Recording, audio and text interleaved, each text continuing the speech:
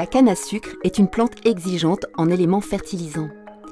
Des matières organiques disponibles à La Réunion pourraient répondre à ces besoins et remplacer les engrais minéraux importés. Pour pouvoir conseiller les planteurs, des connaissances sont en cours d'acquisition dans plusieurs dispositifs.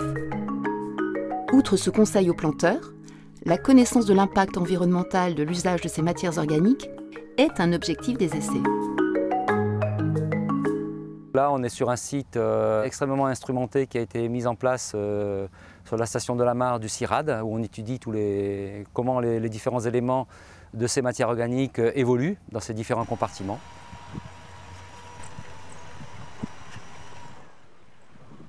Donc les pros qui sont étudiés sur ce site, ce sont les boues de station d'épuration, des composts de boues de station d'épuration, des litières de volailles, des lisiers de porc.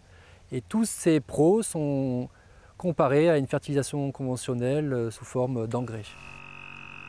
Le principe de ce dispositif, c'est qu'on suit un certain nombre d'éléments dans les deux compartiments principaux que sont le sol et la biomasse de canne.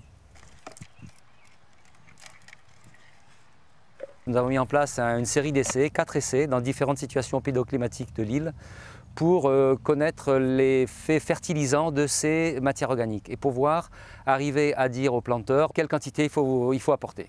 Donc on détermine des coefficients de correspondance entre les engrais minéraux et puis cette fertilisation organique pour pouvoir mieux conseiller le planteur.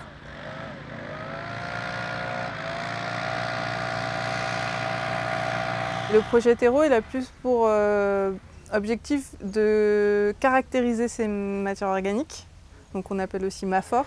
On a différents types de matières organiques, comme des lisiers de porc, des fientes de poule sous forme de granulés, des litières de volaille. On pourra utiliser ces données pour les approprier aux agriculteurs. Donc ça, c'est un travail d'expérimentation. Avec ces résultats, nous pouvons alimenter la Chambre d'agriculture de certaines données qui lui permettent de mettre en place chez des agriculteurs des essais avec des fumures équilibrées entre les apports sous forme de matières organiques, d'éléments minéraux et les engrais minéraux qui viennent complémenter quelquefois ces matières organiques.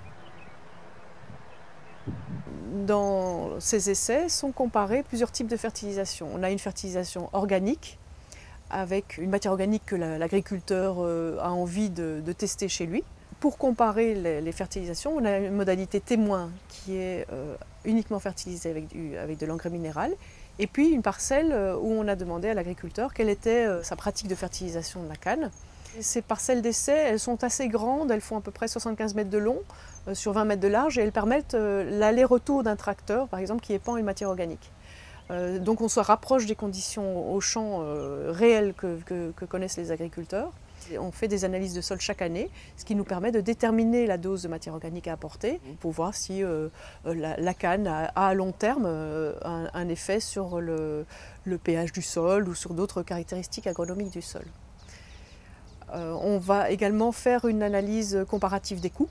Et après, le but de ces essais, c'est évidemment, par les visites au champ, par la diffusion des résultats, etc., c'est d'avoir un plus grand nombre d'agriculteurs qui adhèrent à cette démarche de fertilisation organique pour valoriser des matières fertilisantes produites localement, plutôt que d'importer des engrais du bout du monde.